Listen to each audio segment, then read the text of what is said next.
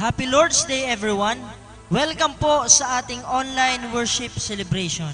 Sa mga pagkakataon pong ito, alayan po natin ang pagsamba at pagpupuri ang ating Panginoon dahil siya po ay nararapat sa mga bagay na ito. Sama-sama po tayong sumayaw, umawit at lumundag sa pagpupuri at pag-aalay ng pagsamba sa ating Panginoon. Tayo po ay umawit sa ating Diyos sa buhay.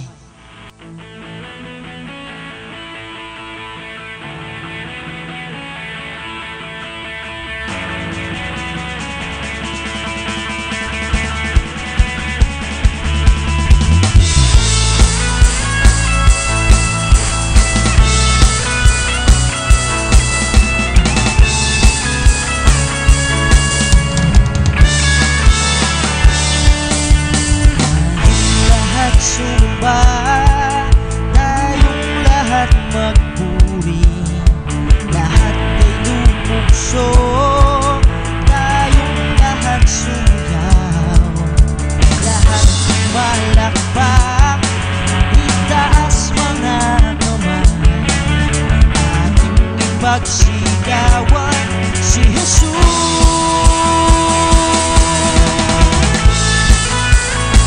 Patuloy po natin alayan ang pagsamba at pagpupuri ang ating Panginoon. Hallelujah!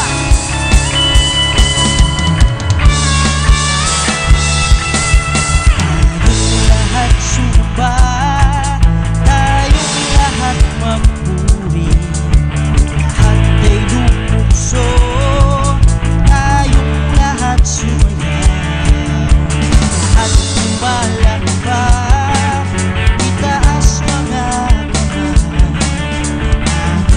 pagsigawan si Jesus.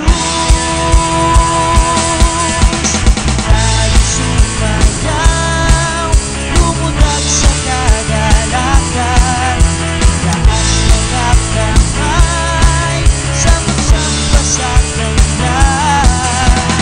Tayo sumayaw, lumundag sa kagalakan, taas mga kamay, walhatiin siya. Tayo sumayaw at lumukso-lukso pa.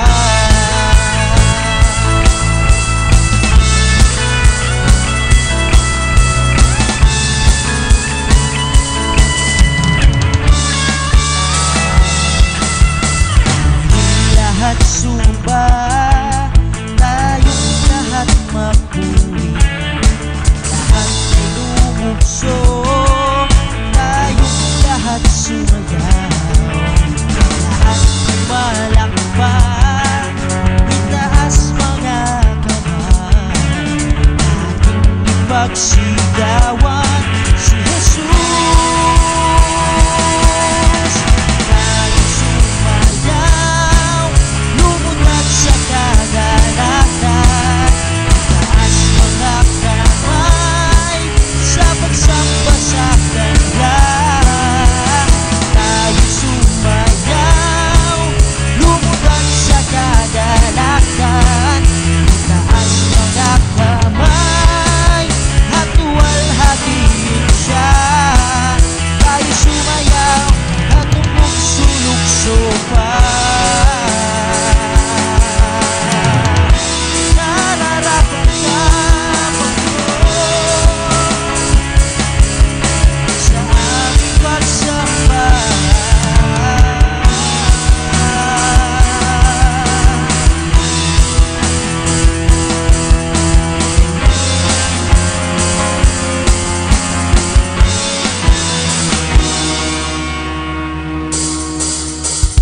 Tayo sumayaw, lumundag sa kagalakan, itaas mga kamay, sa pagsamba sa Kanya.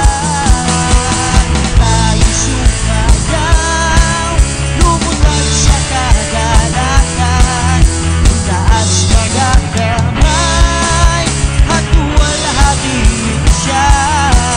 Tayo sumayaw at lumukso-lukso, tayo sumayaw at lumukso-lukso, tayo sumayaw at lumukso-lukso pa.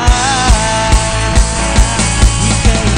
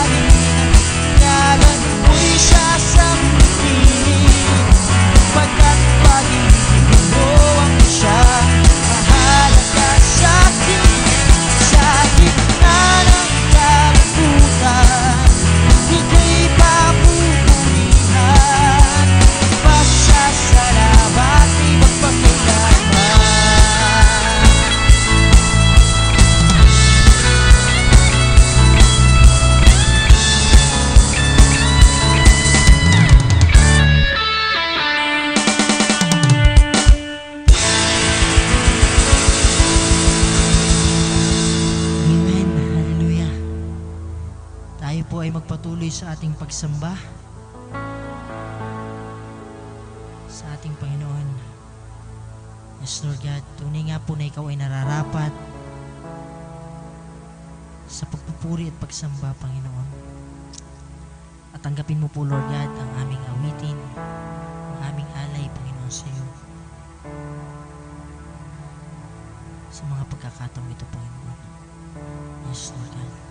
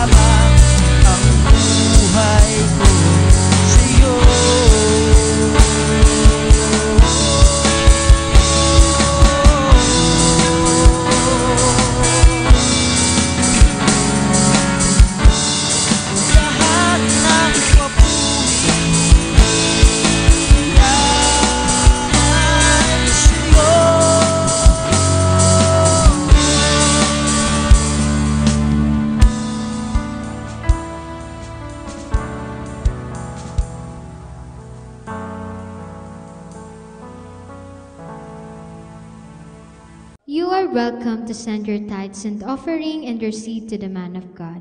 May the Lord bless your generosity and your support in our ministry. Kindly send your seeds and your tithes into this GCash account number, 0912-7327627. God bless you bountifully.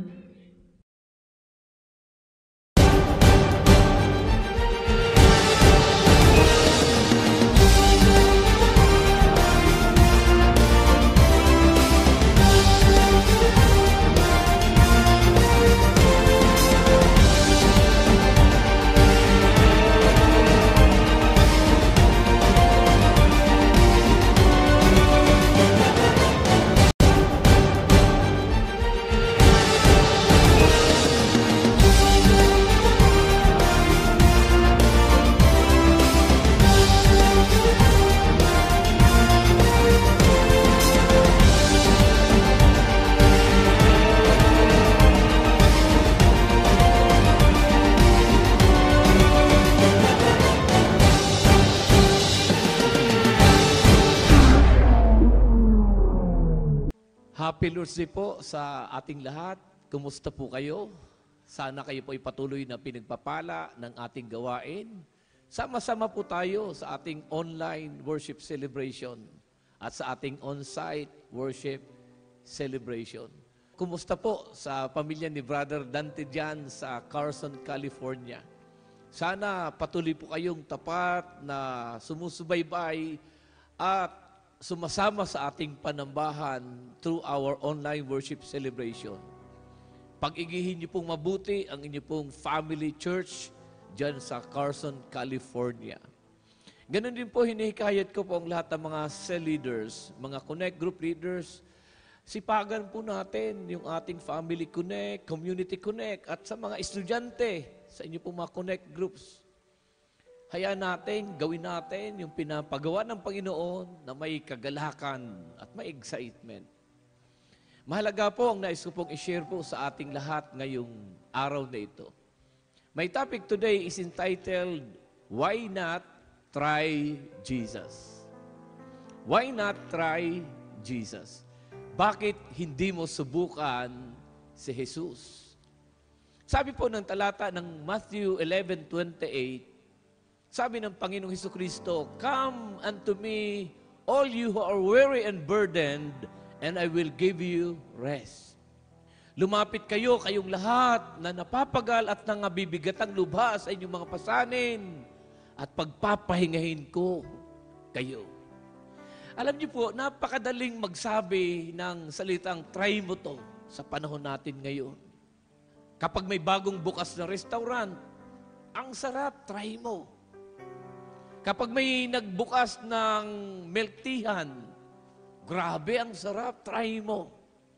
Kapag may trending na skincare apps o series sa Netflix, ang ganda friend, try mo. Uy, merong Happy Street ngayon, ang sasarap ng pagkain, try mo. Uy, may bagong bukas na mall ngayon, ang mumura lang na bilihin, try mo. Pero ngayong araw na ito, may mas importanteng imbitasyon ako para sa inyo. Para sa iyo. Why not try Jesus? Bakit hindi mo subukan si Jesus? Una, try Jesus when you are tired.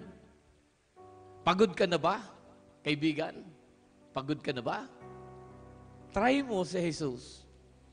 Marami sa atin hindi lang physically pagod, kundi pagod na ang puso, pagod ang isip, pagod na rin ang kaluluwa. Pagod ka ng magpanggap. Pagod ka ng habulin ang validation ng tao. Pagod ka na sa paulit-ulit na cycle ng kasalanan. Paulit-ulit na cycle ng guilt, ng shame. Pagod ka ng pasanin ang mga problema mo sa buhay. Pero anong sabi ni Jesus? Come to me, all you are weary and burdened, and I will give you rest. Lumapit ka, ikaw na napapagal at nangabibigatan sa iyong pasanin at pagpapahingayin kita. Hindi niya sinabi, ayusin mo muna ang sarili mo bago ka lumapit. Hindi niya sinabi na baguhin mo muna ang buhay mo bago ka lumapit. Ang sabi niya, come to me. Lumapit ka. Why not try Jesus? Dahil kay Jesus, makakahanap ka ng kapahingahan na hindi kayang ibigay ng mundo. Kapahingahang hindi kayang ibigay ng pamamasyal mo. Kapahingahang hindi kayang ibigay ng stress reliever program ng mundo. Kapahingahang hindi kayang ibigay ng barkada mo, ng kasusumba mo, ng BFF mo, o ng sino mang tao. Ang salitang rest sa Griego ay anapausis. Ito ay isang paanyaya ni Jesus sa mga taong pagod. Hindi lang sa katawan, kundi sa mga pasanin ng buhay. Pagod sa kasalanan, kahirapan. Ang kapahingahan na inialok niya ay hindi pansamantala, kundi isang permanenteng kaginhawaan ng kaluluwa na matatagpuan lamang sa Kanya. Ang salitang anapausis ay nangangahulugang kapahingahan. Kapahingahan mula sa pagod. Isang panloob na kaginhawaan at katahimikan. Pagpapahinga ng kaluluwa. Hindi lang sa physical na pahinga, kundi isang malalim na spiritual at emosyonal na kaginhawaan. Ito ay isang uri ng kapahingahan na dulot ng presensya at biyaya ng Diyos. Subukan mo si Jesus. Try Jesus when you are tired. Secondly, try Jesus when nothing else is working. Subukan mo ang Panginoon. Kapatid, kaibigan, wala na bang gumagana? Subukan mo si Jesus. Ginawa mo na ang lahat. Sinubukan mong ayusin ang sarili mo. Lumapit ka sa tao, sa relasyon, sa amot-saring pakikipagrelasyon. Lumapit ka sa pera, sa samot-saring bisyo.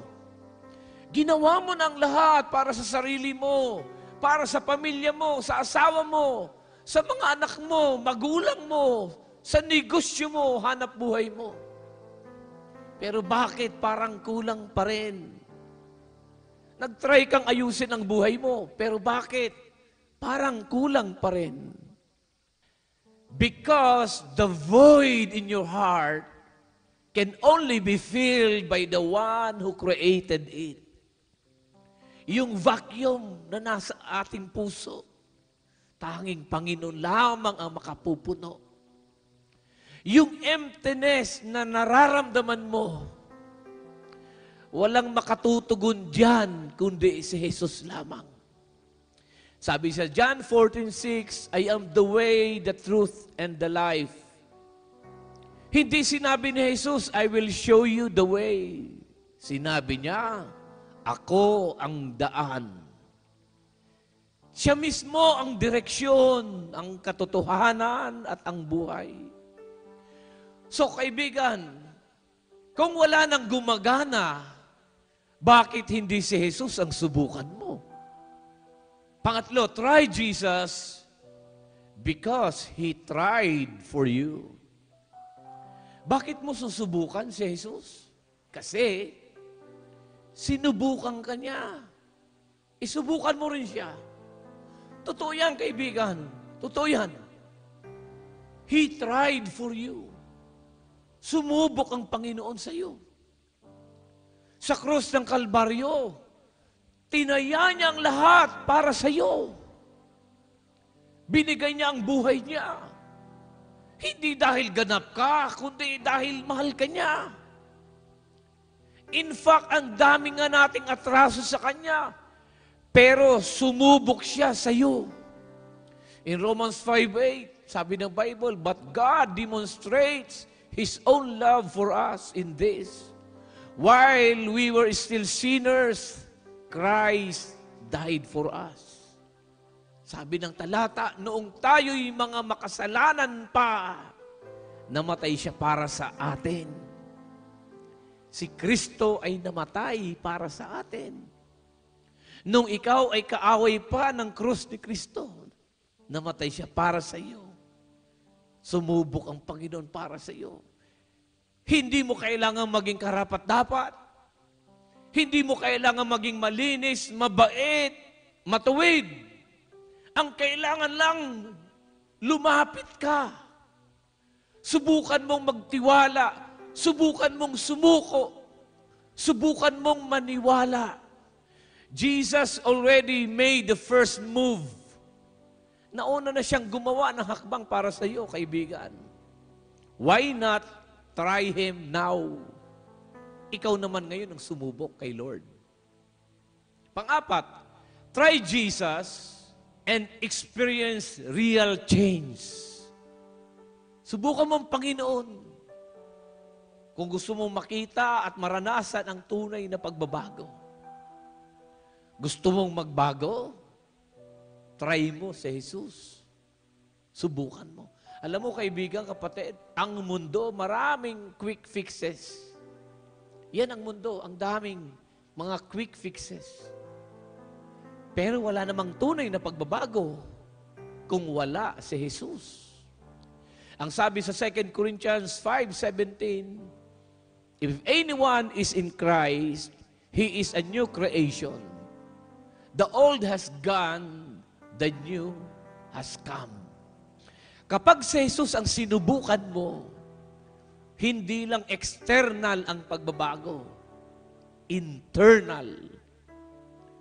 Magbabago ang puso, isip, kalooban, direksyon, priorities, desires. Hindi ibig sabihin perfect ka. Pero alam mong may Diyos na gumagawa sa loob mo. Kaya kung sawa ka na sa paulit-ulit na kabiguan, paulit-ulit na failure, guilt, shame, kung sawa ka na sa double life, why not try Jesus? He doesn't just forgive you, He transforms you. Siya ang Diyos na nagbabago ng buhay. Panglima, try Jesus because He will never fail you. Lahat na nag-fail. Si Jesus lang, hindi. Tao, magkukulang yan. Pera, mauubos yan. Relasyon, pwedeng masira, mawasak. Sarili mo. Minsan, sarili mo mismo, kalaban mo. Pero si Jesus, sabi ng Hebrews 13:8, Jesus Christ is the same yesterday, today, and forever. Siya noon, ngayon, at magpakailan paman. Hindi siya pabago-bago. Hindi siya nang iiwan. Hindi siya nagpi-fail. And best of all, hindi siya nagsasawang mahalin ka. Hindi nagsasawa ang Panginoon na ibigin ka at mahalin ka. So again, why not try Jesus? Mga kaibigan, saan nakikinig at inaabot ang tinig na ito? Maybe you are here and you have tried everything except Jesus. Maaaring nasubukan mo na ang lahat maliban kay Jesus. Or maybe you have tried religion but never really tried a relationship with Him. Maaaring sumubok ka sa religion, pero hindi mo nasubukan ang makipag-relasyon sa Kanya. Maaaring kilala mo siya sa utak mo, pero hindi mo pa siya tinanggap sa puso mo. Why not try Jesus now? Bakit hindi mo subukan si Jesus ngayon? Hindi mo kailangang hintayin pang bumagsak ang lahat. Hindi mo kailangang hintayin pang mawalan ka ng pag-asa. Ngayon pa lang, kaibigan, pwedeng magsimula. Ngayon pa lang pwedeng maranasan ang tunay na buhay, kapayapaan at pagmamahal. This week, try to pray honestly for the first time. Laliman mo ang paglapit sa Diyos at totoo sa puso. Try reading even just one chapter from the Gospels. Magbasa ka ng aklat ng Biblia, sa aklat ng Mateo, Marcos, Lucas, sa aklat ni Apostol Juan. Magbasa ka ng salita ng Panginoon and let Jesus speaks. Try attending church with a sincere heart, not just a routine. Ang pagdalo mo sa gawain, gawin mo galing sa puso, hindi lang routine ng buhay. And try surrendering one area of your life you have been holding on to. Kaibigan, ang dami mo ng bagay na sinubukan. Pero ang tanong, nasubukan mo na ba si Jesus? Why not try Jesus? Because maybe what you have been looking for all this time is not a thing, not a feeling, not a person, but a Savior. And His name is Jesus. Kailangan natin ang ating Panginoon. Kung ikaw ay nakikinig ng mensaheng ito, nais kong tanggapin mo ang Panginoon sa puso mo. Subukan mong imbitahan si Kristo sa buhay mo at sa puso mo. At hayaan mong baguhin ng Panginoon ang buhay mo. Sabihin mo ang panalangin ito, tayo ay magsitayo. Sabihin natin ang panalangin ito galing sa ating puso. Sabihin natin, Panginoong Jesus, lumalapit po ako sa iyo. Patawarin mo po ako dahil ako'y makasalanan. Hugasan niyo po ako ng iyong dugo. Binubuksan ko ang aking puso. Tinatanggap kita. Iniimbitahan kita. Maghari ka sa buhay ko. Tinatanggap kita bilang Panginoon ko at tagapagligtas ko. Magmula ngayon, maglilingkod ako sa iyo. Salamat sa kaligtasan at buhay na walang hanggan. Sa pangalan mo, Jesus. Amen. Mga kaibigan, yung relasyong tinanggap mo kay Kristo, alagaan mo, mahalin mo ang Panginoon. Pagpalain tayo ng Panginoon Diyos, palapakan natin ang Panginoon. Itaas ang mga kamay at ako'y nagdideklara. Ang kapayapaan ng Panginoon ay sumaating lahat. Ang panatag na puso, ang mapayapang isipan, ang malakas at palusog na pangangatawan, ang pinagpalang buhay at kabuhayan ay dumali sa iyo at sa iyong sambayan. Pakaingatan ka ng Diyos sa isang buong linggong darating at ang kapayapaan niyang maghari sa atin. Tanggapin natin lahat ito sa pangalan ng Ama, ng Anak at ng Espiritu Santo. Lahat ay magsabi ng Amen. Happy Lord's Day! Happy Lord's Day!